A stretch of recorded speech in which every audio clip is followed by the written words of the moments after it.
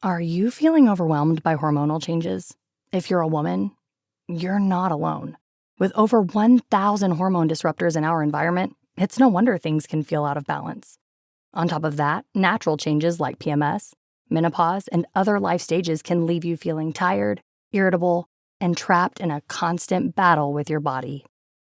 But here's the good news. You don't have to suffer through it. Hormone Harmony by Happy Mammoth is here to help. This herbal formula fine-tunes your hormones, balancing estrogen, testosterone, and even stress hormones like cortisol, which can contribute to weight gain, racing thoughts, poor sleep, and more. With over 40,000 five-star reviews and a bottle selling every 24 seconds, the results speak for themselves. Ready to feel like yourself again?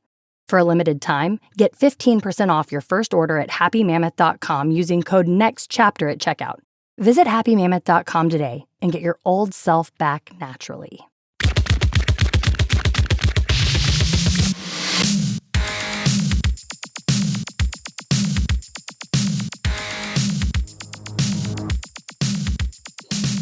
Hey everybody, welcome to Pink Shade. It is Thursday, so it is Poppin' Bravo Day. We're going to talk about Bravo. We got a lot to talk about. I've got my friend Mandy Slutsker here. Mandy! Thank you so much for having me. I love chatting with you. I know. We have the best time. In the words of Sonia Morgan. Oh my God, Mandy. Let's start off with Sonia. What is she doing? Wait, what's going on with Sonia? What have I missed? You didn't miss anything. I just keep seeing these crazy videos and things of her Sonia-esque cabaret, whatever is her show. I went to that like multiple years ago, and it made me kind of sad because she's so quick and so funny, and so beautiful, and it feels like she's on something that is making her like half as quick and funny. Is it called alcohol?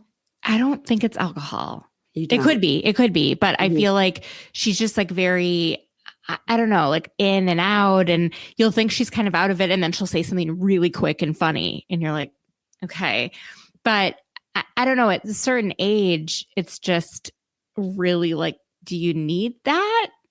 I don't know. I guess age doesn't matter. It's just, she's so fantastic as she is. Yes. She doesn't need anything else. And I wish she believed that too. Yeah, it's interesting, right? Because people are showing her, doing her dances and whatnot. I'm like, okay, well, we've seen this. That's what she does. She humps on a chair and whatever. And that's great. But I think that when you're seeing the clips of like when the audience participation's asking her questions, that would be her time to shine because she is so funny and so honest, But, like the thing that she did when the guy stood up and said his name was Ryan. Is that what she did? And she was like, oh, Ryan White. Like, I support that foundation. God. And you're like, that's the guy just said what his name. Like, what are you talking about? Like, I don't know. I wish she just was sober like that. That's all I'm going to say. Like, I just think she is in the same way that Countess Luann is enough. Like Countess Luann, she does not need alcohol. And you see her when she's sober and she's fantastic. Yes, she's incredible. I love seeing her perform. I feel the same way about Sonia. Something about the way that they consume alcohol or whatever makes it kind of like blunts their shine. Their shine. Yes. Yeah. They don't fully shine when they're doing that. And I want to see the full shine of Sonia. Are you going to Countess Luann's show at the Birchmere, which I think is in November? Wait, where's the Birchmere? It's in Arlington. It's pretty close to Alexandria, actually. I'll go with you if I'm in town for sure. Okay. My daughter's like, can we go? I was like, I've seen it. Done it. I've seen t-shirt. It too. I'm most interested in going to BravoCon, which is also in November. Right. Well, we're doing that. I know, but I never know if I'm going to get tickets or not. It's so hard. You're getting tickets. We're all getting tickets. We're all going. I'm trying. We're doing it again. I'll pray to the Bravo ticket gods. Yeah. I'm trying to do some sort of like bunkie meetup while I'm there. Ryan Bailey said he might want to do it. Ace Fanning said he might want to do it. So Ingrid's been looking into that. So we're going, like whether we have tickets or not. Going, you will see us there. We might just be walking around outside, but we'll be there. So yeah, guys, if nobody gives us anything. Nobody gives us free tickets. They don't give free tickets to anyone. No, we'd be paying for that shit. Yeah. No. Nobody, not even Crappens. They don't get free tickets. No, I know. It's wild. Listen to this, Mandy. Today I was on the phone with a service provider. I'll just say that way. And I was giving them my address and whatnot. And I said I needed better high-speed internet. And they said, okay. And I said, because there's a lot of working from home and I'm a podcaster. So I need like the best internet. And the service provider said, oh, okay, what's your podcast? So I said, it's Pink Shade. She says, oh, I don't know that one. What do you talk about? I'm always like, reality TV. I'm so embarrassed. Like, yeah, no, own it. I'm always like, and documentaries, which I don't know why I say that, because I'm trying to sound smarter than I am. And she says, oh, I listen to Watch What Crappens. I said, oh, I know them. She's like, you know them or like you listen to them? I go, no, I know them. So she's like, what? So then I got the person on the phone to think I was cool. And I texted Gave Ben you and a Ronnie really good deal on your internet. No deal given. But I did text Ben and Ronnie and said I felt famous because I knew you guys on the call with the internet provider. And they said, anytime we could help you out. And then I told him because today when we're recording is Wednesday and their episode has not come out yet about Real Housewives of Beverly Hills. And I was like, I'm going to need you to guys go ahead and put that episode out because I got to have something to listen to while I was out doing my errands. But wasn't out yet. I was upset. But they're doing all the Top Chefs and all the Below Decks and all that. So it's a lot. I don't have time for that. I've just had to prioritize. And tell me what you're prioritizing. You're Bravo watching. Let's hear it. The Valley is number one. Of course. It's like number 1, 2, and 3. I'm so into it. I really like Summer House. I'm enjoying Atlanta and I cannot wait for Miami to come back. When's it coming? I don't know. They did their first sort of promo, like hinting that it's coming soon yesterday. A bunch of people posted about it. I didn't see that. I didn't dig enough to and I don't think they announced like a date. But do you know if you just DM Marisol, she'll tell you.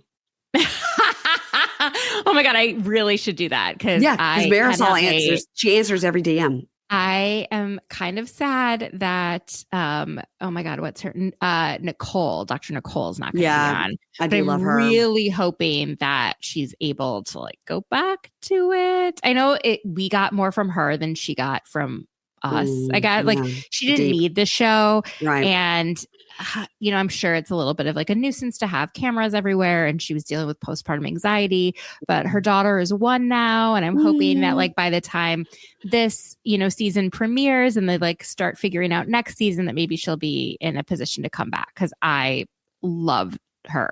I love her too. She is one of my top. I mean, Marisol is always my favorite just because she's so wacky. Oh, I love all of them truly. Yeah. And so the idea that any one of them would be gone would upset me.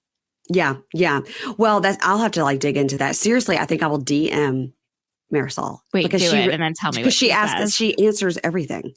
Just truthfully, shouldn't care. I feel like I never DM with, I DM sometimes with like Emily Simpson. Like if she responds to things. She's really nice. Carl Radke on Summer House, but like not, I don't know. It's not like a constant conversation. It's just if I post something they usually that's like about them or I tag them, they react and they're kind, but I don't feel like I have a lot of insights with the ladies on Bravo. Oh, I don't either. But I did DM Marisol one time and she wrote me back. Like, so now in my mind, who else replies to everything? I think is Lisa Barlow.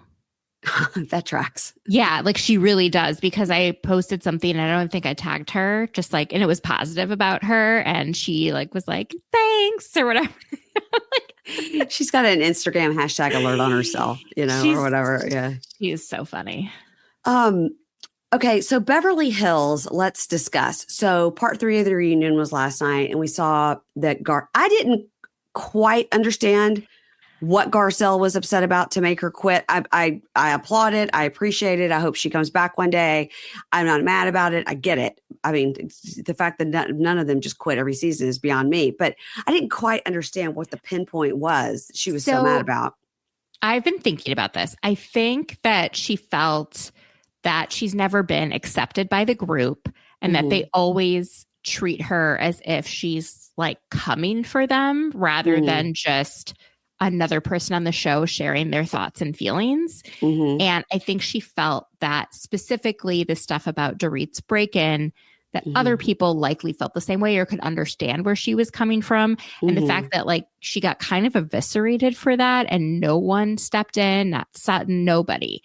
And she felt kind of alone. And you know how if you, for example, are in a meeting and someone says something that like you feel is like targeting you and you spend the rest of the meeting like fuming, you can't even listen to. Yes. Okay, that's how I felt like she was at the reunion. She was fuming. She couldn't even participate or engage the last half of the reunion. Like even when Andy was like, what are you upset about? Like she just didn't even, she said, I don't feel like you guys give me grace, which is true, but she could have given examples. She was so done at that point that she didn't even want to explain herself. But the fact that no one ran after her, like none of them actually ran after her. She's not someone who walks off of things. So she's not like a Kyle or a Dorit or someone who's like, more, or Sutton who walks off of everything. And she always follows Sutton, or somebody always does. And no one did that for her was kind of like proving the point. And just the fact that by the time Sutton got there, she left. It just, again, like the fact that Sutton Sutton was clearly on some like benzodiazepine. Yeah, she had taken her half a Xanny before and half a Xanny in the middle. That was more than half. I'm just saying that's how I am if I have half a Xanny. Oh, yeah. I'm like a crazy person. So like it doesn't do a whole lot for me because I'm so anxious. It makes me kind of normal. But she was so clearly non-reactive. And I think it also made it so she didn't like run after Garcelle. But she's also so self-focused that she's always thinking about herself and how, oh my God, Kyle's going to hate me. And she's never thinking about like, how does Garcelle feel in this moment? She's just not that kind of person. She's not that kind of friend. Well, that sucks. Yeah. I mean, I wouldn't be friends with Sutton. She seems like just obsessed with herself and so focused on like being a victim in every situation. Well, but I she's disagree. Great television. Because I love Sutton. Oh, I love her on television. I just like interpersonally could not imagine being with someone that like reacts the way she does to things. This podcast is sponsored by Talkspace. You know when you're really stressed or not feeling so great about your life or about yourself? Talking to someone who understands can really help. But who is that person? How do you find them? Where do you even start? Talkspace. Talkspace makes it easy to get the support you need. With Talkspace, you can go online, answer a few questions about your preferences, and be matched with a therapist. And because you'll meet your therapist online, you don't have to take time off work or arrange childcare. You'll meet on your schedule, wherever you feel most at ease. If you're depressed, stressed, struggling with a relationship, or if you want some counseling for you and your partner, or just need a little extra one-on-one support, Talkspace is here for you. Plus, Talkspace works with most major insurers, and most insured members have a $0 copay. No insurance? No problem. Now get $80 off of your first month with promo code SPACE80 when you go to Talkspace.com. Match with a licensed therapist today at Talkspace.com. Save $80 with code SPACE80 at Talkspace.com. Yeah, I'm looking at the list here. I don't know who of any of them I would really want to be friends with. Garcelle. I mean, probably Garcelle, and now she's gone. Yeah. So none of them. Bose. I'd be friends with Bose. No, she bugs me. And Erica would probably be pretty fun. And Jennifer Tilly would be pretty fun. Actually, Jennifer Tilly, I would want to actually be friends with. Yeah. I think she is a hoot. I think she's fun to hang out with. I think she has a deeper level to her. Like most people who are funny do. I think she's amazing. But yeah, Sutton, I mean, I love Sutton on the show. But for example, if I like can't have friends that like walk out and then don't leave. Like what she like, I'm just like, if you're gonna go, but I'm not gonna sit here and try and convince you to stay when you've already stated your intention is not to stay. Right. Okay. Like, I just don't have friends that walk out of anything. We're like, it's a party. Too. I'm not leaving. But like, you know how you've had those friends, especially in your 20s, you know, who like are very dramatic. And then they say like, oh, I look fat in this. And then your whole job is to be like, no, you look so skinny. And that they do it over and over and over again in situations. It's exhausting. Yeah. Okay. Yeah. They need too much validation. That's it. Yeah. Yeah. She needs too much validation for me, but I love her on my television. I do not want her to go anywhere. I think your point is good. Like if you're going to leave, just leave. Don't say you're going to leave and then sit in the foyer. It's one of the like few pet peeves of mine. If you say something and then you don't do it, it drives me insane. Oh no, I hope I haven't ever done that to you. Oh, no, I don't worried. think almost no one in my life does that. But I remember times where people would do that, like, or I'm going to hang up on you, or I'm going to do that. Okay, do it. Do it. Do it. And it's usually not even just watching other people do it. It's so frustrating. It's like when you have little kids and you have to be prepared for whatever you threaten them with. You got to be prepared to do it. Like if you do that again, we're leaving. And then you have to be prepared to leave, even if you're not even finished with your lunch or you were having a nice time with your friends. Right. You still have to be like, I said we were leaving. You got to be ready to pick up and leave.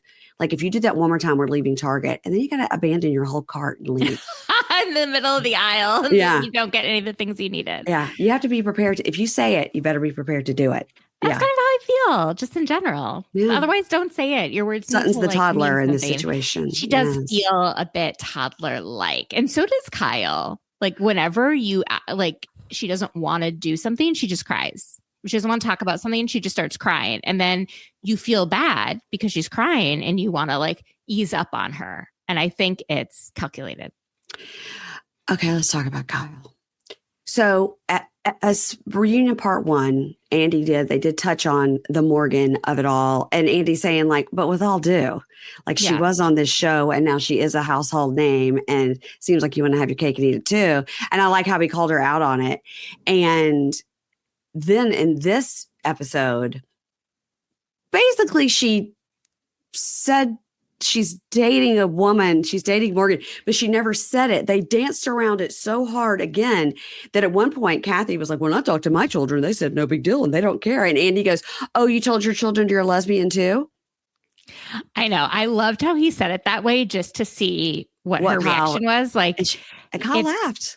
I mean, Kyle laughed, but she also was like, let me speak for myself. And I think she's so careful with her words on this. Mm-hmm. And it's very frustrating because she says, well, not all of me is up for grabs, which I get. But then it goes against how she's behaved on the show when she's made people share things about themselves that they haven't been comfortable sharing, gone after other people saying, just be honest. And then she doesn't do it for herself. It's extremely hypocritical. And then she half shares. It would just be better if she just never shared Morgan at all. Right? Yeah. I would understand that if she's just I'm not quite sure what this is. And so I'm not going to be public with it until I know exactly what it is. And maybe until my divorce is more on the way or, you know what I mean? I get that. But she's constantly, getting pictures with Morgan by paparazzi. Those are, at least to my knowledge, set up because I used to think that paparazzi hung out everywhere in LA. But Ryan Bailey told me that you have to call them. Yeah, usually you call them. I didn't know that. And so then I'm like, well, why? Especially if they're getting, pictures in Aspen and places that don't necessarily have paparazzi around. Why is she doing that? Who's doing that? I think, and this is my thing that I think that happened with Mauricio in the airport in Mykonos. I think that it was somebody like you or me at that airport that saw it and was like, oh my God, that's Mauricio, and took a little video and then sells it to TMZ or Baccarat or whoever. I think that's what happened in that case because no, there were no paparazzi at the Mykonos airport. Sutton's point was, I've seen Jennifer Aniston at that airport, Yeah. And by the way, so if you or me were at an airport and saw Jennifer Aniston, we would take a little picture. Probably. But there's nothing to. I would not. She's not making out. She's not making out in the airport. Yeah, I would just text it to friends. Exactly. So I think in some of these cases, that's what happens. Somebody's pumping their gas and they see her pumping her gas and they take a picture and they sell it. But how come that doesn't happen for Jennifer Aniston, right? She's not only inside, she's outside, she's on these streets, she's hanging out. And why is it not constantly pictures of her with people? I just don't think Kyle and Morgan are as interesting as I don't know, Taylor Swift, all these other people who, Taylor Swift's a bad example because she calculates absolutely her and every move. But there's always a million. But there's so many famous people that why is it Morgan and Kyle? There's just something seems off with it. And so she is trying to have her cake and eat it too. And so is Morgan. I think Morgan didn't fully understand like how crazy us fans are and like how much we will dig into your personal life, not me, but like other people. Yeah. And she kind of was like, oh, I made a mistake by filming. But it's kind of hard to put the genie back in the bottle. And people probably have found her that wouldn't listen to her music otherwise because she is on this platform. So I think they just should have thought a lot harder before they were more public with their friendship / relationship. Yeah. Well, I'll tell you that Brandy and Julie were on a few weeks ago, and Brandy said that her sister, her cousin, her somebody was in Palm Desert and went to like a Morgan Wade show, like in Palm Desert, Palm Springs, whatever. And that she looked so pissed the whole time she was there. I was like, while she was performing, and she said, yeah. And I think it's because it seemed like all the fans there were like middle-aged ladies that were like looking for Kyle. Oh, yeah. And that maybe she doesn't want that as her audience. But guess what? It doesn't matter how you get the listens as long as you get the listens. Well, that's also, she may not want to be like the kind of artist that, I don't know. I don't really understand anything you shouldn't have about gone her. on the Real Housewives. I know. And you shouldn't be with someone who's so public. And so much older. I've been talking about that since the beginning. Me too. I'm like, nobody's mentioned that. Allegedly, Morgan's mother is like multiple years younger than Kyle. Yeah, because I think Morgan is only 29. She's 30. Okay, so she's 30. So Kyle is my age. She's 56, 54. Yeah, I think 56. Yeah, so that would be weird if I was dating a guy that was 30. But something happens like that. It happens all the time with older men and younger women. And I do think also it's weird for that too. Yeah, if a 56-year-old man is dating a 29, 30-year-old, I also think that's weird. Like, what are you talking about? But also for Kyle, like, if she didn't have daughters or she didn't have daughters around that age, I wouldn't think it's as weird. And if Morgan had like a much older mother, I also wouldn't think it's as weird. Right. It's the fact that you have people, like you have a daughter for Kyle who is older than Morgan. Like that's odd. It is, but again, men do it all the time, and I think it's super fucking odd. I think it's odd for that. I do too. I just think, what could you talk about? Like, what could you talk about? Well, also just like, what does that make your like children feel? That it's not that she's with a woman; it's that she's with a young woman who is the same age as her daughters. That's how I feel like what's strange. They did talk about the sliding into the DMs, and they asked Kyle, and she goes, yeah, sometimes I get it. She was like, men and women. And when she does stuff like that, yeah, she invites the speculation. She's trying to poke the speculation. Oh, my God. I got to say, just she danced around it so much for I felt like 10 minutes. And when Kathy started talking and she was like, Kathy, let me talk. First of all, she's afraid of what Kathy will say. Yeah. Because Kathy's just so unfiltered and I didn't mean to say that. Blah, blah, and all that. And so basically she told us, yes, I am dating this woman. And that is weird for me. I didn't expect this later in my life. I only were attracted to men. I thought I'd be married forever. She basically is admitting to it with dancing around it. And I'm just like over it. I'm like, it's too far down the pike now. You need to just say it. I think she's planning to go public at some point. I think so like last season she thought was just like entering the Mauricio separation thing. And then she thought this season was going to be about her separation with Mauricio. And then next season will be her like starting to date again. Remember, she's like, I think I'm going to date again soon, I think she's trying to plan her storyline for every season.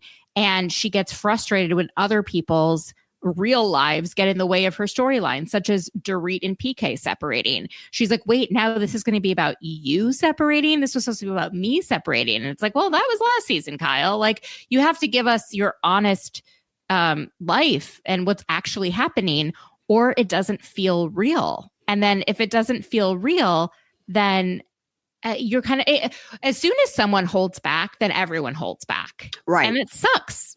I liked that Garcelle called Kyle out and said, you asked to meet with us before filming, about what we're not speaking of. And Kyle's like, right. I met with you off camera before we were filming so that you wouldn't bring it up. It's I don't think that you can have things that are off limits. I just don't. Unless it's underage children. Right. Yeah, but that I totally get. But yeah. Other than that, no. Well, we'll see where this takes us. Now, did you watch the best show that was ever on television? The Valley. Baldwins. The Baldwins. No, I have not. And I've heard about it. So good. Yeah, so people good. really like it. Most people really hated it, but I don't know. I loved it. I loved it. I loved every minute of it. Giggly Squad, they were talking about it. I think it was Hannah that was watching it and sharing. Okay, well, you should have only been listening to me because I covered the whole season. Well, she just mentioned it once for 2 minutes. Okay, well, I covered it frame by frame on this program. I have trouble watching more than what I discuss on the podcast. Oh, okay. So did you watch Denise Richards and her Wild Things? I did not. People really liked it. I know. No, that was really good. That's easy breezy and light. You could put that on and something. This is embarrassing for me, but I have like such an issue with her husband. Oh, like, yeah. I don't know that I can support any of them. Yeah, like, he's a scammer. He scams people with cancer. Yes, he does. Yes, he's kind of like a Tom Girardi in a way. Yes. Like it's like, he's like a Jen Shah for me. Like you're doing something illegal and very, very harmful to a very vulnerable group of people.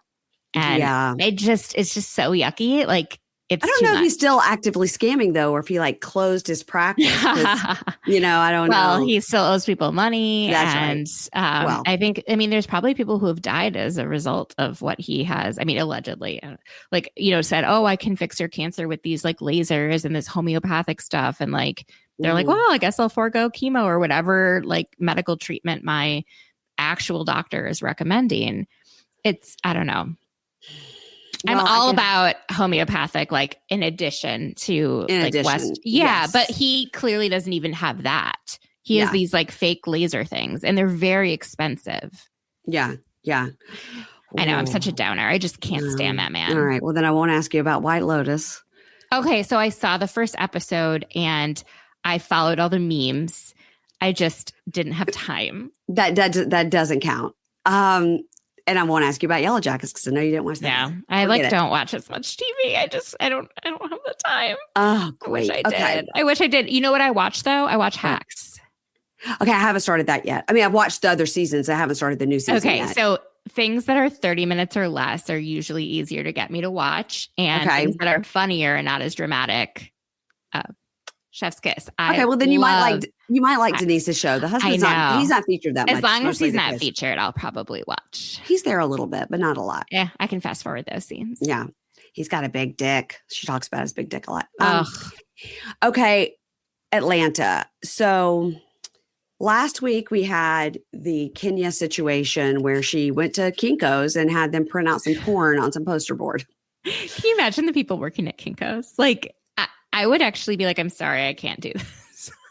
It's pretty shocking that she had that professionally done. Okay. Do you know what I actually think it was? What? I wonder if she just like actually printed off a regular printer and like taped the pictures to a poster board. But 8x8. No, because the first page had like the first poster had like lots of different photos. Because it was trying to prove all the work that she had done and that she like looked very different before the way she looks now. No, I know. But like, I'm wondering if those were all, I don't know. Whatever it is, she was intentional and it was premeditated. Well, I still like the idea that she went to Kinko's and said, I know this picture from like a 1992 MacBook. Can you print this like old picture?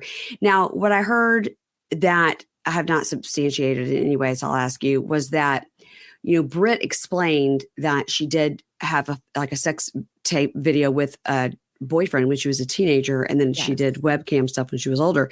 It's not explained exactly where this image came from, and if it came from her as a teenager, well, what kind of a teenager was she? Was she a 16-year-old teenager or a 19-year-old teenager? Yeah. I think Portia made these comments that made me think that she was underage 18. Yeah.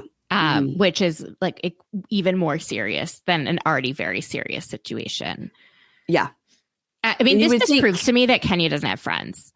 And I like Kenya. Yeah. I've liked her. Nobody the said fact that like no one stepped in. The fact it means that she doesn't have enough people. The only people around her are people that she pays, because that's how you get into those situations. You don't have like actual friends or actual people around you.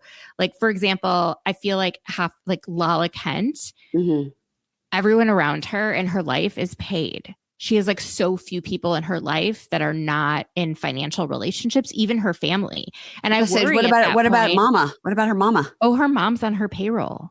Well, her mom still loves her. Now, come on, Mandy. No, loves her. No. I mean, I'm saying like her mom would give her real honest advice, but I'm saying it's just dangerous when when everyone in your like circle is on your payroll. Yeah. I mean, we've seen Kenya have like an aunt, that raised her and stuff. It's just like, you should run something like this. Like, look at this slam I'm going to do at the opening of my salon. Look how amazing it's going to be. Just to have one person go, maybe a dinner would be a better time to pull this stunt, just like something, and then try to talk her out of it, because it's not the right time to do that no matter what, but not when you're trying to open a salon. It's so wild to me that she did this terrible, terrible thing that would have been terrible no matter what at her own event. That's what makes no sense.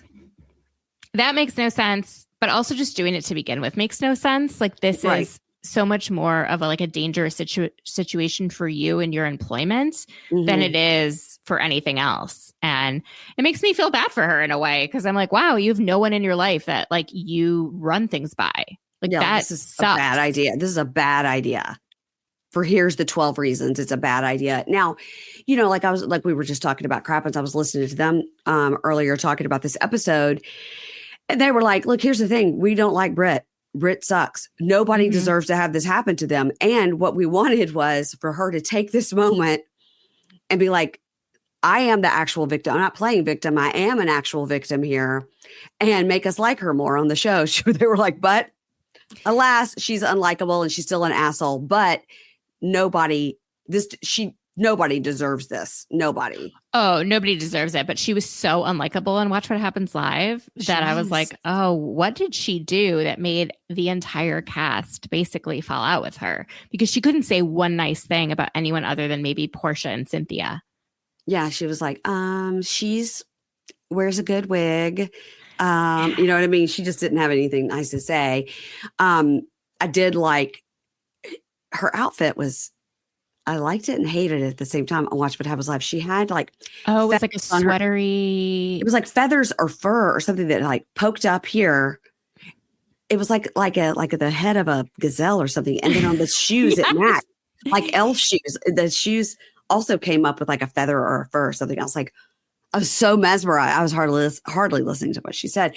And, several people have said you don't lose your insurance license because somebody posted a porn picture of you from 10 years ago. Like, your personal life has nothing to do with anything. There's a difference between being under investigation and losing your license. Now, what I don't know is if you're under investigation, how long does that take? And are you able to practice during that period? Because that would have an impact on her life if she couldn't practice. But why does the Insurance Board of America give a shit that she's on a TV show and somebody showed a porno picture of her? They'll investigate anything, like for example, if you are a physician and something comes up, like if you send things to people, they often start an investigation. Now, how serious the investigation is or how long it takes, whatever. But yeah, that makes sense to me.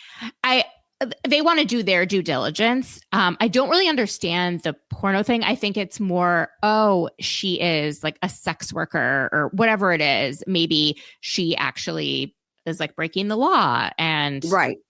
I don't know. Or if there is a clause in like having that sort of license that you have to have some sort of code of conduct, and she's breaking the code of conduct. I think that's probably something like for therapists. If like a therapist does something and they're like, this is against that code of ethics or code of conduct, like they'll investigate. But I don't know whether or not you can practice during the investigation. And she made it sound like it had already been taken. Yeah. And then she said she was under investigation. So that wasn't exactly. It was a like because they're like, well, what ramifications have happened? Like, how has this impacted you? Yeah. Like other than emotionally? And she was like, they took my license. And then it was only when Angela was like, they don't just take your license. She's like, well, it's under investigation. Right. And that she didn't like that someone was challenging her narrative. And she just like lost it on Angela, who I think is the star. She is like a star that I did not see coming on Atlanta. Like first couple episodes, I was like, oh, I really like her voice. It's so calming. Like I want her to like, read me bedtime stories. And I thought Shamia was the breakout. Shamia is a breakout. But Totally. Angela was the one I didn't see coming. Shamia, I knew like within the first 5 minutes of her being on our screen. I was like, oh, I did not know what a star this woman was. No, like, we had no idea. We had no idea. But Angela, when she like went after Britt, and I forgot what she said that was so like, ooh, I don't remember what it was, but I can't remember either, but it was so good. And I was just like, yes, she is someone who can read. She is someone who like maintains her composure. But when you poke at her, she will fight back in a great way. And it's so interesting. I've told this before, but when the episode 1 came out and I had it on downstairs and just watching it. And as happens, people in my family walk through the family room and Dave, my husband, walks through and goes, is that Charles Oakley? Oh my God, wait, that happened with me when I was watching Miami and I was like making my stepmom watch and my dad walked in and he was like, Martina Navratilova? Like, like what? Like my favorite tennis star? Yeah, Dave was like, why is he? And I go, oh, he is married to a woman that is now on Real Housewives of Atlanta. And Dave's like, I mean, anything that's on one of my shows, Dave thinks is total trash. He's like, what? Like he could not believe somebody like how the mighty have fallen. How the mighty have fallen. Like, and I was like, I'm sure I said, he's not, they don't ever pay the husband. So I was like, he's just there just to be supportive of his wife, who is like rich and influential on her own without him, Yeah. And Dave's like, I don't get it. I was like, listen, this girl over here is tiny and is a waffle maven and has 4 kids. And he's like, huh? I was like, just leave. Yeah, I can't explain it to you. I love Kelly. I like Kelly too. I'm very concerned about her dog. Very. Wait, what's with her dog? Is it the little one? Mandy, her dog? I'm not remembering. First of all, its ears are dyed purple. Oh, yeah. And then it has like bedazzled little pieces by its eyes. By its eyes? And then it's got like bedazzled pieces all up in its tail. And then the body is like dyed pink. It looks like a Bratz doll dog. It looks like if a Bratz doll had a dog, that's what it looks like. It looks like something you would see on Disney Channel. It's scary. Yeah. It's like that can't be good for that dog. No, be good for that dog. Let the dog live. I mean, what's her name? Britt's got that dog. Is that dog's name Mimosa or something? Yeah, the dog's name is Mimosa. And but it just has little bows, and that's okay. Yeah, that's totally fine. It also seems like they give it trazodone a lot because it always seems like it's like sleeping when it's being filmed, which I would like totally get if there were strangers coming into my house that the dog didn't know with cameras. Like, yeah, I get it. But it definitely doesn't feel like that's how the dog is all the time. Unless the dog's really old. We give our dogs trazodone to travel to the beach. And I don't know, by the time we get there, it's worn off. Oh, yeah. It's supposed to last like 8 to 12 hours. I've never seen it last more than 4. I was about to say, our car ride is 5 to 6, and they are definitely wide awake by the time we get there and ready to bark with the ferry. Yes. Yeah. Ready to act a fool on that ferry. Maybe we should give him a second one. Well, I thought it was interesting. I think Cynthia is great this season as a friend of. I think she's firing on all cylinders as a friend of. I love it. I love her in her. First of all, they put her in a chair that looks like it's the wrong size in her confessionals. And she's at, Lake Bailey. And when she said last week or whatever, we're talking about, I guess Kenya said to Drew, like, well, she's trying to make you sound like a whore. And Cynthia's like, not whore. Now you could call somebody a hoe, but whore, that is different, not a whore. And this week on 90 Day Fiance, we had a similar situation where somebody called somebody a whore, said, you are a pregnant whore. And I was like, wow, Cynthia Bailey was right. That word. It really hits differently than it's really bad. It's really insulting. Well, I'm loving it. I'm loving Portia I'm loving the whole, fight over the hot dog king. I love that Ralph emerged from the basement this week. And that I want to know what like type of rodents or whatever does she have living in that house that they need an exterminator? And like, the exterminator has had to come more than once. Yeah. What is going on with that house? It's had to come more than so. It's not like I don't know. Pay the yearly exterminator bill. They come twice. They come in the spring. They come in the fall. No, something's happening. Where last time they were here, I paid them. Well, it's your turn to pay them. Something's going on. They've got a squirrel problem. They've got a water bug infestation. I don't know. They've got a centipede problem. I don't know. Something's happening. Maybe it's in the basement where Ralph lives. All right, let's move on to the Valley. So. Just so everybody here knows, I am covering the Valley on Pink Shade Prime, $10 level. We just got through with the Baldwins over there. Love is Blind is over there. Temptation Island's over there. All the greats. And Keisha and I are covering the Valley over there, episode by episode recaps. And Keisha had never watched season 1 of the Valley. And also she never really watched Vanderpump Rules. She just sort of knows of it. So actually it's fun because I get to explain a lot of things to her. Yeah. That's wild. Yeah. I was like, where have you been? But let's get into it. So let's talk about the Valley. So we've got Kristen and Luke, Jesse and Michelle in the middle of a breakup. Janet and Jason just had a baby. Jackson, Brittany in the middle of a breakup. Then we've got Zach and his Lego hair. And we've got Jasmine. And we got to see Jasmine's girlfriend, Melissa. So that was exciting. Did I miss anybody? I don't believe that's it. Yeah. Wait, did you say Nia and Danny? No, I didn't say Nia and Danny. Thank you. Nia and Danny and their okay. I think, by the way, Danny got a glimpse of his forehead last season and got himself a little Botox. Nice. Because he was very Sharpayed up here and very much like Cro-Magnon hanging down head. And now that's all lifted. Good for him. Yeah, good for him. I think sometimes you got to see yourself and be like, you know what? Oh, yeah, because he's a voice actor. So he doesn't really. He's just in the closet. He doesn't. Yeah. I say Kristen and Luke, we can start with them. Everything seems okay with them. When we watched it this week, Keisha said, Kristen, is she somebody that just always is slightly hungover? So I said, that's a good call. A little bit different than I remember it. And maybe it was like this last season too, but it almost looks like her face is like half, like almost half reacting. Like and it's probably due to like Botox or filler or whatever, but the faces she makes are very odd. Okay, I have a couple here. I'll show you on my phone. I'll just hold the phone up to the screen because that makes for great. Here's one. Yes, that's it. That's exactly it. It's like something is off, and it could be being hungover, but it also feels like her face is not allowing itself to have the full that looks like part of her face is paralyzed. Yes, these two like pictures. That's more like a Bell's palsy, or something happened with her Botox.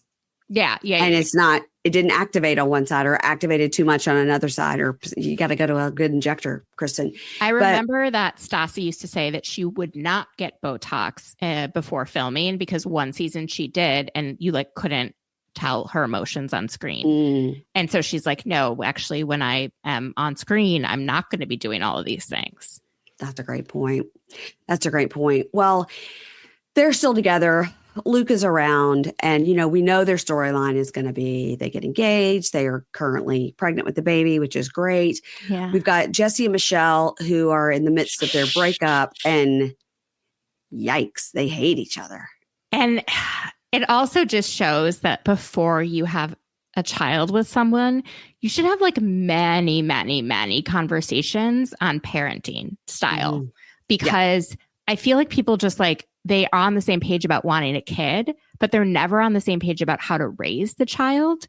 And then you end up having these, like, just the fact that she didn't want their 4-year-old daughter to have any makeup. And he's kind of like, it's harmless, or the fact that she just, wants to have some boundaries and you don't just give Isabella whatever she asks for. And he's kind of like, I want to spoil my kid. Like, you just need to be on the same page. It just benefits you and your child. to be on the same page before you have a kid, because when you're not, then you end up arguing and it's always in front of the kid. It's a recipe for disaster where it's like going to dad's is like fun. I can do what I want. And going to mom's like she's awful. Like that's a recipe for disaster that won't work itself out until the kid's like 30. Really. But then she also did something really awful, which like he did something really awful. He was making it sound like he could just like pick up and move to a different city, a different county, and like take the daughter with him and like enroll her in school in that county. And like, that's insane. You can't do that. And you shouldn't even like dangle it in front of your ex just because you're pissed at her. It's stupid. Yeah. And he just admits he does it just to piss her off. Yeah. And I think he's doing it because she cheated on him. And he's just like, I think she made a lot of mistakes in that relationship. I think he was a total asshole, but she never called it out. Like she never said like, this is actually a red line for me, or this is unacceptable, or I don't like it when you do this. She was like, I think more passive aggressive. And then when he disrespected her so much, she was like, well, might as well like, you know, have someone on the side instead of just like actually addressing and communicating and then leaving. Like she didn't do those things, but I blame him for all of his like terrible behavior, but it's just. But don't we think that right before filming season 1 that she said, I'm moving out and I'm leaving. And he said, I'll change, please come back. And then he didn't change. So in my mind, I'm like, okay, well, so then she was like, okay, so you didn't change. So, but and at also that point, I think she had stepped out like in the marriage. That's not great. It's not great. But I understand it. I'm just saying I understand it too. That, He's like, such a dick. He's such a dick. He's such a dick. But at the same time, that makes it like, I understand also why he's so frustrated with her. Yeah. But I mean, if you're so happy with this new person, then just let it go. Be a good co-parent. Just go along to get along. It's a bruise to his ego. He's like got such an ego. And it's like, oh, like she actually like fucked me over and I'm the idiot that like allowed her to fuck me over. Like that kind of a thing. It was more of his ego being bruised and him fighting back against that than I think it is of him actually caring about her and being hurt. Yeah. Yeah. It's just like so nasty. The whole thing is just so nasty. Him saying, if you leave me, I'm going to destroy your life. Yeah. You know, I'm going to destroy your life. Like what a thing to say. Much easier for her to like have, I mean, and I don't want to blame her as like a victim in this, but just to like have some boundaries and then implement them and then leave. Yeah. You know, just like communicate what's acceptable and unacceptable. And then if he doesn't follow, just like stand on business. Yeah. Yeah. I think it would have served her better. Like I care about her. But we remember when he was on Watch What Happens Live, and I don't know if they were already filming season 2 at that point, but he was just basically like, no, everything is fine. I've got, you know, a new relationship. She's got a new relationship. We're co-parenting well. So like, I wonder if that was just completely not true or we were further into filming. No, he found out she was cheating and then he shifted. That's what I think. Like he got some sort of verification. Yeah. Based on his conversation with Kristen. Yeah. In this first episode. Yeah. Well, that was interesting. So then we have Janet and Jason. So they have their baby, cute baby, Cameron. And I don't know if people are like, oh, the baby's got a helmet. It's very common. Yeah, every baby has a helmet if you come out the vag. Yeah. I mean, a lot of babies have helmets these days, or you have a cone head. I mean, it's not, you know, you wait for it to settle, but it makes it so you have a nice shape on your head. And I don't want anything. I don't want this whole Jason takes his ring off. I don't even think that's a storyline. I bet someone says it at like one point and it's just like laughed off. You know, just the same way that we thought Kathy told her daughter she was also a lesbian and like that was not the case. So I feel like there's a couple fake outs, like, you know, the relationships that are solid and Janet and Jason are one of them. Yeah. Even though, you know, she is kind of a monster. She's kind of a monster. And it's kind of interesting that, I mean, like Keisha was like, why is he married to her if she's such a monster? I go, I don't know. He's got monster in him. There's something about him that he likes it. I think she's so fabulous for this show. And I know people like hate her, but I'm hoping that like after a few seasons, her and Kristen are friends again and team up and like take down Jax or someone like that. I love the unexpected friendships. We needed to see Ariana be like awful to Stassi and vice versa until we got them when they finally threw that birthday party together. And it was so amazing. So I like, alliances, unlikely friends, that kind of a thing. And I hope we eventually get that with Janet and Kristen. Yeah, because the two of them are definitely two sides of the same coin. Yeah, two wrongs make a right in that case. Yeah. Yeah. Now we've got Nia and Danny who talk about having a fourth kid. And, I got to say, like, first of all, you don't need to have 3 kids in a 2-bedroom apartment. So you definitely don't need to have 4. So I hope we're going to see some sort of journey of them getting a new house. And she is currently pregnant. I think they, in real life, in real time, moved to Santa Clarita. Okay, good. That's I think I saw that. Home of Amy Phillips, everybody. Amy Phillips is in Santa Clarita. So. Yeah, I mean, he's making total sense. And she just needs to, if they need that like space, and that's the only place they can get that space, and then they could just have to compromise, and she gets the kid and he gets the space, and I think they love the idea of a big family, truly. Well, obviously they're planning to have a 4th baby, and she just had these twins. But her point's also valid. Like, I want to just get it over with. Yeah. And then I could get my body back to myself. Once I have this 4th baby and breastfeed the baby and all that, your body's ravaged for having all these kids. And then she can pull herself back together. And I get that. Get that. Now, Zach, okay, let's talk about, what did Zach actually say? I don't think it's on camera. But okay, because we heard him say, "I don't give a shit if you're pregnant," because Janet was, he can't talk to me. That's I'm pregnant, different. I'm pregnant. I don't care if you're pregnant is different than what is alleged. Yes. So I think he was like, "I don't care that you're pregnant. I'm still mad at you," kind of a thing. Yes. I believe, and I've heard this from other sources, that he like actually said something really, really awful about her maybe not getting to full term and being happy about that, or not caring if she didn't get to full term, which is a horrible thing to say. Horrible. And it's so horrible that it makes you question Kristen being best friends with this man. Like I think that's where she's at, where Janet's at from her point of view. Well, it's Brittany's original best friend. Right. Zach. But Brittany and him have had ups and downs before, because I remember I followed this guy on like Twitter back in the day. Like, and I remember when it was her and Jax getting married, something happened and he like lost his shit and like started like shit posting like subtweets about her. So maybe it was because she had that homophobic pastor. Well, so like totally, understand his point of view. But I think that actually happened because Kristen didn't even try and say, no, he never said that. She was like, I didn't say it. Yeah. She's like, I didn't say it. So why are you mad at me about it? Yeah. Yeah. Which I also understand. Like, you can't, just because you're friends with someone, you shouldn't get blamed for like your friends' behaviors. Yeah, totally. Yeah. But part of you wonders, like, if you still hang out with them, do you co-sign that behavior, or are you like, hey, that's like a red line? Well, Zach needs to apologize for whatever it was. I don't think he's sorry. Instead, he's focusing how Brittany's up Janet's ass, when really Brittany is probably just like a normal human being. That's a monstrous thing to say. Yeah. And I'm gonna actually like distance myself from you now that I know that you are capable of being that hateful. Right? Like, it's callous. It's a horrible thing. And I think Zach is also the kind of gay man that has some sort of contempt for women.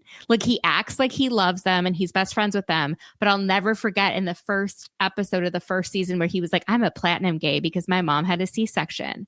And I'm like, ew. That's weird. That's weird. And that's gross. Yeah. And the fact that you think that you're like better, like, I know it's a joke. Yes. But the joke is based in like the vagina being dirty. And like the birth canal. Like, I just think it's disgusting. And the way that he talked about pregnancies, like, I just don't think he has respect for women. Okay. Like, so I don't think most gay people are like that at all. I think most like love women, right? Like, a lot, and cherish them and lift them up, right? But with him, I feel like I feel like he's a very sinister person. Do I enjoy watching him on camera? 100%. But yeah, I wouldn't want to like be around someone like him. I get it. I will say something I did appreciate, speaking of apologies about this episode, is, Jesse said to Kristen, like, I was wrong. I apologize to you. The end. That was it. It was an apology and then it was done. And I think that, like Kristen said, Janet said she was sorry that she said that on Gibson's podcast. People that know how to behave in this world are saying, you know what, I'm sorry, I shouldn't have done that. The end.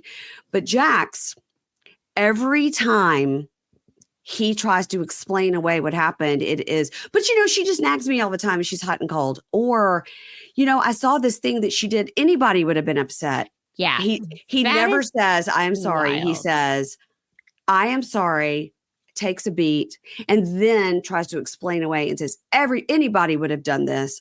And we clocked it on the note. I clocked it on the notes. I go, here's Jax again talking to Tom Schwartz. And Tom Schwartz, every time Jax tries to backtrack and say, right, your feelings are valid, but it doesn't excuse what you did. And Jack's like, yeah, I know. And I've got this kid that looks up to me, but God, Brittany, she's so up and down. Like, that has nothing to do with anything. And by the way, they're very, very obviously, every single person on the show that I just named, every single person is dancing around what actually happened. Nobody is saying what actually happened. Nobody here believes that a coffee table hit her in the knee. And that's what they're so upset about. Something way worse happened here that they're not saying.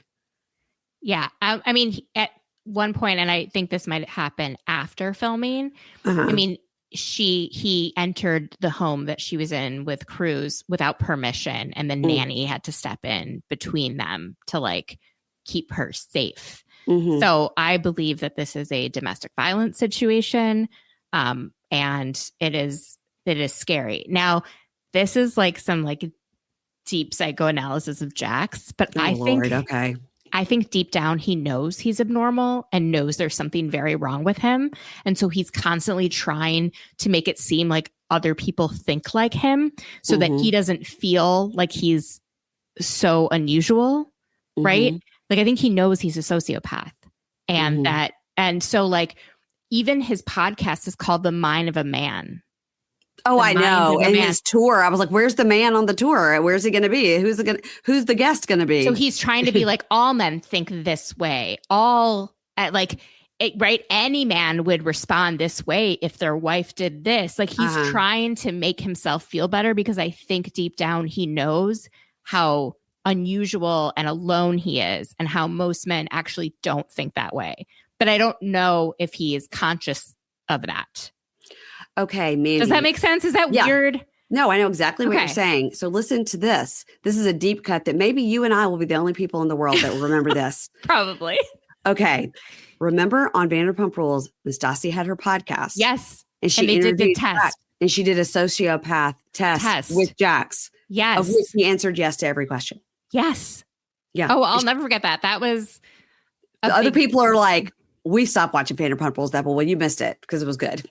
Yeah. Oh, when it comes to Vanderpump, you can bring up anything and I actually will remember. Oh, I knew you would. I may not watch like the Baldwins or this other stuff, but like I feel like a scholar of Vanderpump Rules. I feel the same. And so I knew that you would know that reference. You're a scholar of everything. You have like a memory. You have an incredible memory. I'm not the scholar of everything. That is not true. But there's certain shows that I'm so entrenched in, and you and I both with Vanderpump are the same. And I remember when she did that and she thought it was hilarious. She was like laughing. She was like, oh my God, like, you're so stupid that you're answering all these questions honestly. And it's proving that you're a sociopath. He's like, am I one? That's funny. And I think there's a book that came out maybe 2 years ago called Sociopath that was written by a sociopath and like saying that, very early on that there's like something different in terms of like, you're not trying to do things to get praise or I don't know. It was interesting, but like not all like most sociopaths are not violent, are not dangerous, are not, but he is. He is. And so I just don't want to like make that word be this, like everyone who's a sociopath is like Jax Taylor. I just think he is a particular type of sociopath that like he never got any sort of early intervention or any sort of like, no one ever pushed back on his behavior. You can tell. You can tell he's acted this way. He's 45 years old. He throws fits. His publicist keeps him on. Alex Baskin still has him on the show. Bravo still works with him. Like, he just doesn't have consequences for his behavior. And I feel like Brittany's like well-being and safety was in danger throughout this filming process. And I feel like they actually made him go. I think that's why he went to rehab. And it wasn't even a real rehab. It was like he started with just like mental health. And we all know now that he had a cocaine addiction. Well, we all knew then that he had a cocaine addiction. Yeah, but like we know it's been verified. Yes. And so I believe that like they actually did step in for the first time. But I don't know. It's really worrisome. His behavior is really worrisome. And I think he knows deep down in some way, maybe not consciously, that like he's a dangerous person. I mean, he's the Schwartz conversation, and Schwartz has known him for 20 years. And Schwartz is like, okay, but because of a video, you didn't deserve to what happened. He's like, right. But like, that was my friend. And then and Tom's like, your feelings are valid. However, the actions did not warrant what happened. And then they reference what happened and the thing that happened. And the only thing Brittany says is that he pushed a coffee table and it hit her knee, which turned black. There's not any way in the world that is all that happened. The way that every single person on this show is describing it, it obviously sounds like probably the police were called. Maybe it was a neighbor. Something terrible happened. If the police were called, there probably would have been a story about it, though. That's true. Or maybe her mother witnessed it. I mean, something happened. Her nanny has witnessed multiple things. And so it's good on the one hand that Brittany herself is not having to relive it and say exactly what has happened. But the subtext is there enough. Just a casual viewer, Keisha, who has never seen Jax and Brittany before, other than she watched season 1 of The Valley like the day before, has never seen them before. And she was like, oh, it's so obvious that production is trying to tell us something terrible happened here. And it's not a coffee table got pushed into your knee. Because Tom Schwartz is like, she's afraid of you. He said, I didn't know you were capable of that. Which is... And that's so something terrible happened. And I don't know if it was one thing or what. We saw the way he was stomping around and speaking to her last season, like under his breath, calling her an alcoholic, saying she's an unfit mother and you can't even have one kid. How would you want to have two? The way he was speaking to her. Now, we've seen her speak to her like that for years. Yeah. But, and another thing I said to Keisha that, she didn't know, having not watched Vanderpump, I go, there's not one person in the world that has ever said one bad word about Brittany. They have all said, if Jax and Brittany ever break up, we're taking Brittany. Like, we don't care. Like, I said, the only time you have ever heard any strife at all with Brittany is the Stassi and Bo's wedding thing. Yeah. And I told her that story about how Jax was in a group thread with Bo and said they weren't going to the wedding, and then was saying, oh, at the last minute they couldn't get a babysitter. And then at the last minute, Cruz didn't have a passport. And they made up some other excuses at the last minute, which for Stassi and Bo's wedding in Italy, that was 2 spots somebody else could have had. Mm-hmm. So it was a very big deal because 2 other people that were close to them could have come to Italy. And if you're not coming, right? If you don't have plane tickets to Italy. Yeah, right? About the whole thing. And Stassi has been not spoken to Brittany since then. And I'm wondering that since now Brittany and Jax are really broken up and everything, I wonder if Stassi will find it in her heart to like forgive Brittany, understanding she's doing that because Jax told her to. Maybe. But it's also her right if she just wants like a, full break, because I think she doesn't really want a whole lot to do with like all of the drama. Like, she's just kind of beyond the drama. And I think when she hangs out with people like Katie and Lala, like it's not they don't talk about that kind of stuff. Yeah, because she's still close over it. Yeah, she's still close with Katie, and I think she still sees Ariana and Lala. Probably not so much Sheener. Now, is it your understanding that Sheena and Lala do make a couple more appearances probably than they were supposed to because Jax leaves, so they needed some like star power to go in, although they don't need this on this show? Maybe. I believe that they're in the after show, which I have not yet watched. But I think that they're on the after show, which means that they're providing commentary. I don't like that they're on the after show unless they're like a full part of the cast. Well, if they're on the episode, I don't mind being on the after show. But they were on the after show talking about the episode, even though they weren't on that episode, is my understanding of what people posted on Instagram like a few minutes before I came on here. And I was like, is there anything that happened that I need to know? Because I'm always like so out of the loop, especially during the workday. I just like never. Well, I'm always looking to you for the information. So me? Well, I'm pretty good with like the Bravo stuff. I follow that's Bravo what I need. stuff really carefully, but not like anything else. Well, that's why I turn to you for my Bravo news. A lot of times. That and any sort of epidemiological that and anything else that's going off with the next. I will send you a text. Should I be worried about bird flu? And I said, yes. Yes, you should. You should. I did go get my measles booster. Oh, are you born between whatever years that they're saying to do the booster for? Or are you just like being extra careful? Well, yes. So I was born in 1968. And so they're saying if you're born after 68 or whatever, I'm at the cutoff. Okay. Yeah, no, do it. I did it. So I called my doctor and said, should I come in? What should I do? And he says, you could do one of two things. You could come in and we'll test you to tell you how much antibodies you have left, or you could just go get the shot. Probably either way, you're going to get the shot. So don't even come get tested. So we just went and got it at CVS. It was nothing. So smart. Yeah, it's so interesting that like, I just find that whole thing interesting how if you were, because you're not at the age where like everyone had measles, right? So they had correct. Right. You're like where they had just started vaccinating. And so they're like unsure. And so it's so interesting that they can like pinpoint. But did you hear there was a measles case in DC at Five Guys at 14th and I Northwest? I didn't I heard about the one at Five Guys. I also heard the one at Dulles Airport, which, I was at 2 weeks ago and I'm going to next week. So there's also one at the urgent care, MedStar Urgent Care in Adams Morgan. Great. Well, you know what? I've got my shot. So measles ain't now bird flu, I don't know. But measles is not going to get me. Amazing. What about swine flu? Do I need to worry about that? No, I'm not that worried about that. It's avian flu. It's a problem because it like mutates so much, and they're like stopping all of the funding that tracks it and can create a vaccine for it and all. Amazing. I love that. I love our country. Okay, so I think we've covered all the Bravo and we've covered the measles.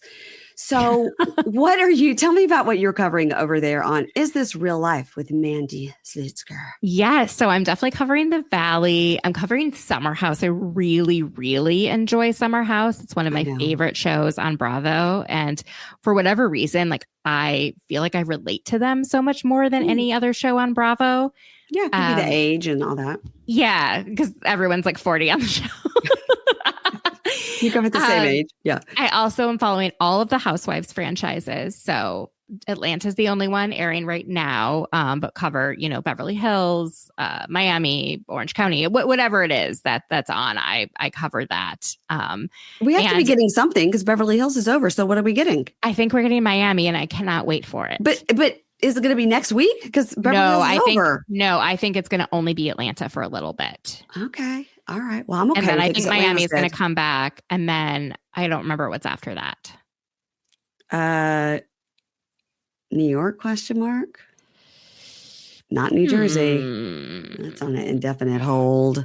OC, are we going to get a new announcement for a new show? A new Housewives show. Where do you think it's coming from if we get one? I have heard Rhode Island.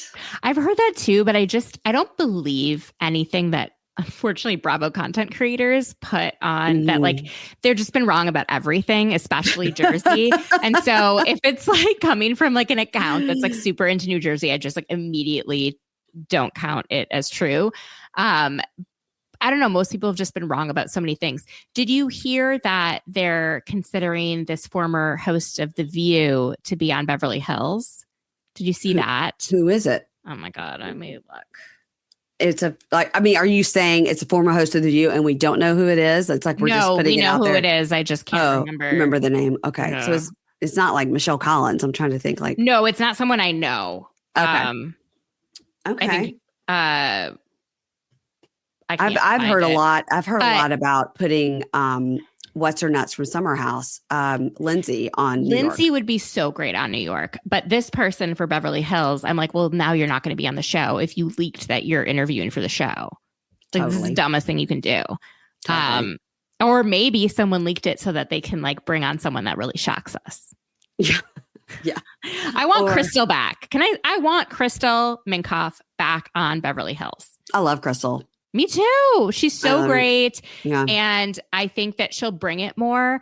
I think the problem with her is the same thing as Dr. Nicole. Like, she doesn't need the show. It doesn't do a whole lot for her. It was sort of like a fun thing. But I feel like Sutton's going to need a friend. And I know that her and Sutton are friendly in real life with Garcelle not being there. And I don't. We got to keep Tilly on. We got to keep Tilly on. Tilly will stay as a friend of. I don't think she's like particularly interested in working as hard. Like, showing everything. She doesn't need to. This woman has like all the money in the world. Well, it's like Kathy Hilton is like, I love being a friend of. I just show up to the parties and the trips and sweat my ass off and go home. Yeah. Which is great. And they're so perfect in those roles. But we do need somebody else. And I really hope they bring back Crystal and maybe somebody else. You know, like let's expand. What about Lisa Rinna? No, never. Don't want it. Don't need it. Well, she still hasn't like learned the lesson of why she was let go. She blames like the fans, but it's because she started performing she just wasn't true to who she was by the end. She wasn't. And she was like, just like messaging all these Bravo accounts and like trying to have them shape a narrative. And you can't like cross over. Like, we're the audience. You're on the show, and we can't have too much communication or it like fucks things up. Yeah, I agree. Now, do you think this little Denise side project is an entree for her to come back on the show? Maybe, but I also think she wouldn't want to do it. I think she's like, well, if you want to have me on Bravo, then just give me my own show. And then they did, which is, I think she's like a brilliant businesswoman. Not good with her money, but good at like getting what she wants. Yeah. Yeah. Oh my God. Well, I don't know if we have any other Bravo gossip we can discuss, but I'm glad that you agreed with me about the Jax thing. It's like something terrible happened that they're all dancing around. And even if it is just like the coffee table, like for maybe he flipped it to her, maybe he like punched a wall. I mean, like all of those things are so violent and so threatening. And it really bothered me how he was like, thank God my son wasn't in the room. Oh, you think your son couldn't hear that? You think not seeing it is the issue? No, that you literally are putting your child through trauma by having them. And then have the child who has special needs move out of the only home he's ever known because you want to stay there like a dick. Yeah. It's such a dick move. And it's so crazy how one thing he said, you know, was like, oh, you can imagine like how sad I feel every night. And I walk by his room and he's not in there. And Keisha was like, well, that's why he should have gotten a 1-bedroom apartment, because then he wouldn't have to walk by his son's room. But he stayed in the home because he's an asshole. He's a narcissist who's like, yeah, my wife and kids should leave, even though I'm at fault. Like I don't think any of this apology, but I don't even think he means that apology part. He's just saying it to get to the but she did this. Do you think like someone like Jax is even capable of doing the 12 steps? Probably not. That's what I think probably too. Not. And it's really like, then how can you maintain like real sobriety? You know, like maybe he'll abstain from drugs and alcohol, but he's not like sober. Yeah. I mean, you know what I mean? Not one person on these shows has ever said, you know, Jax is a really good friend. You know, even Tom Sandoval, they've said about Tom Sandoval, he's a really good friend. Like you could take the worst person on these shows. Somebody has said he's a good friend. She's a good friend. No one's ever said that about Jax. He's not thinking of other people. Ever. And I think the only person he's ever thought of is his son, but he still can't do what needs to be done for a parent to protect their child and put their child's best interest first. He still can't do that. He's not capable of that. I don't think he is. And I think, well, I know that we're going to see, you know, they're like coming up this season on. So I don't know if it's next week or 3 weeks or 4 weeks from now, but it seems like the guys, just looks like Jesse and Jason are in his kitchen saying like, oh, you really need help. Like, we don't want you to be a headline. And then we see him like leaving with this little bag to go to wherever he goes. So I think maybe you're right. I think it was show pushed.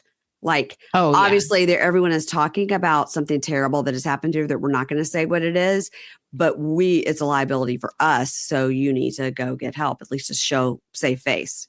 So I listened to the interview that Jax did with Alex Baskin and Brittany's chat with Kristen on her podcast about it. Yeah. Tell me where I can find the Brittany one where it's on her podcast, which is Brittany's. What's hers called? Reality Checked, or is it Brittany's or on Kristen's? Brittany's.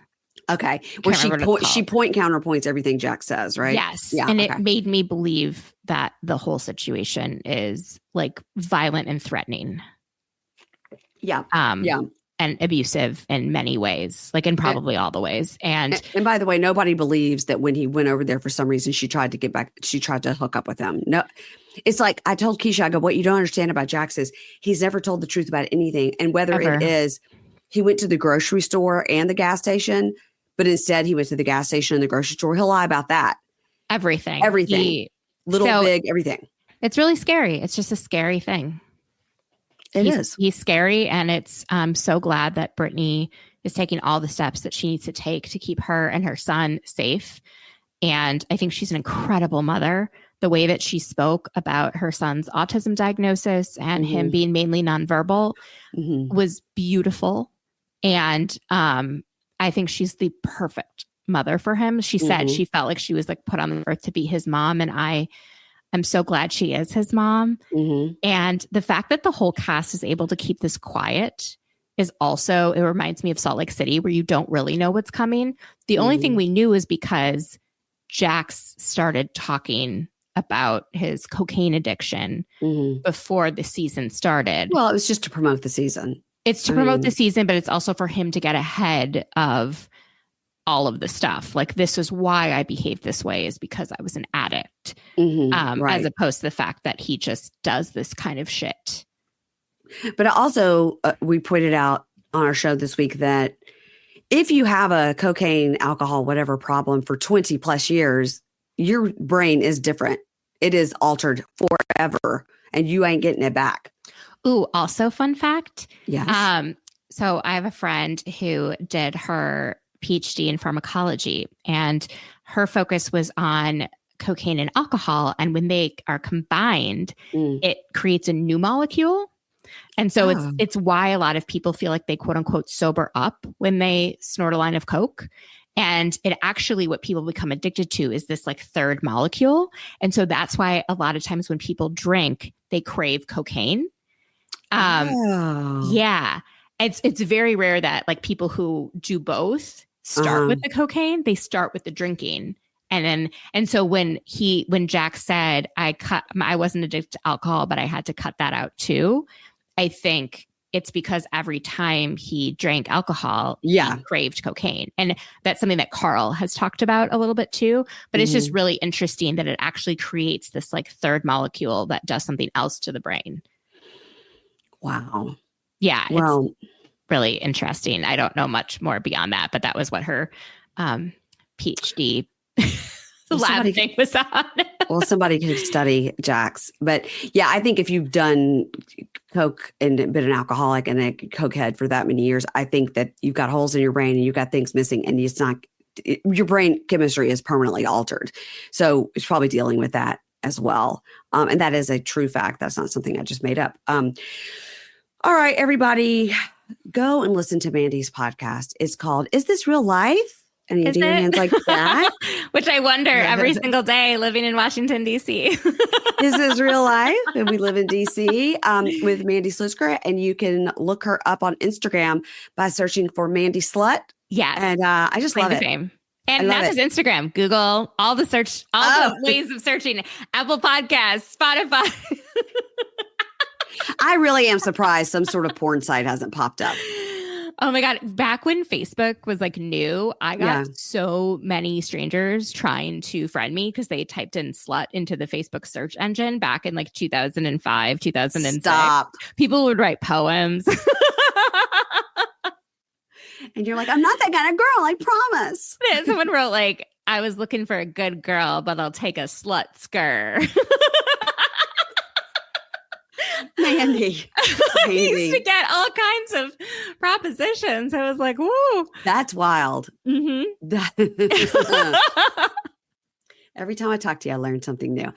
All right. Thank you very much, everybody. Follow me over there on the Instagram at Pink Shade Pod, putting up some funny reels this week about the Valley. So there you go. Okay. Thanks, Mandy.